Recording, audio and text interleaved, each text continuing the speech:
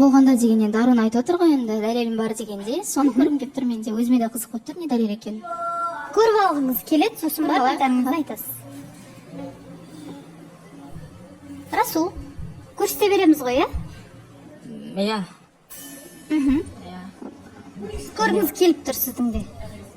Жок, енді ол халыққа түсінікті болсын деген ниетпен ғой, негізі ол нәрсені бәріміз мойындап отырмық қой негізі. Негізі өздеріңіз біліп отырсыздар ма, не туралы екен? Не туралы дегенде, өзім де біліп отырған жоқпын, бір осы жақтағы мобилографтың жай біз бір-бірімізге рилс көрсеткен кездің моменті түсіре алған болатын болар.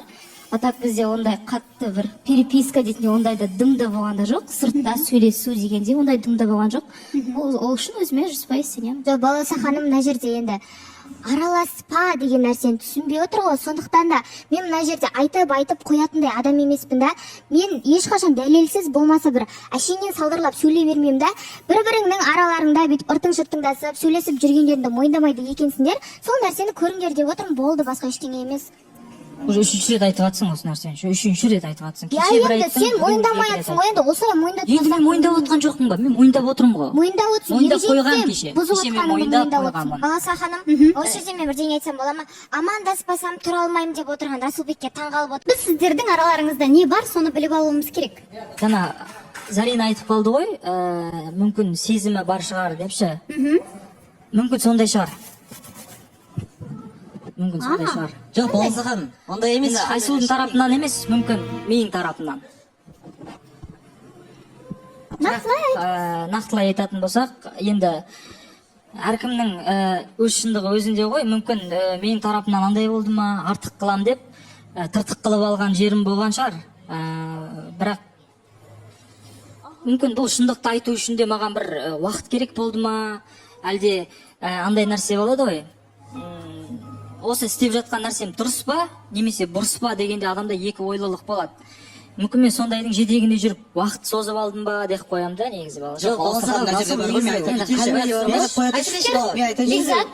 адыл күтетсе, негізі Расул өтірігін кәдімгі бетіңе шығып жатыр негізі ше. Кәдімгідей просто жобадағы орынды алып қалу үшін ғана Айсұлудың өзі таңғалып отыр кәдімгідей. Қойшы, сезім бар ма деген сияқты. Жоқ, мен Айсұлуға сезім бар деп мен айттым ба? Енді мүмкін Айсұлуға емес шығар ол. Басқа біреуге сезім бар, бірақ Айсұлуға жақындап жүрсіз.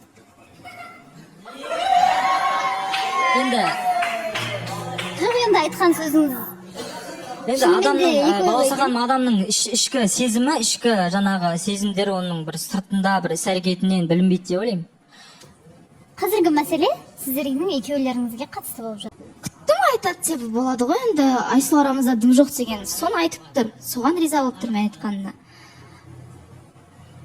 Білмеймін, қызғандыру мақсатында, сонда мен қалай айтсам болады. Пайдаланып ретінде бізге запрет берілген кезде біз сөйлеспеген болатынбыз. Кәдімгідей сөйлеспей кеттік. Мүлдем шамандаспай да кеттік. Біріміз бетімізге де қараған жоқпыз.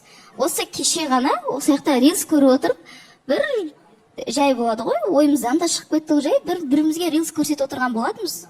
Жай ғана. Және де сол мені қатты қызықтырып отқан сол дәлелін жақсыны көрмеске дегенде, енді соны көргім келіп баратыр да өзім.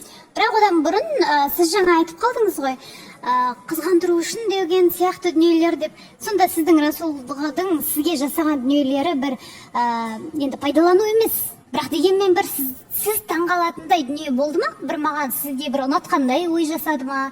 Бір қадамдар жасады ма? Ықылас білдірді ма?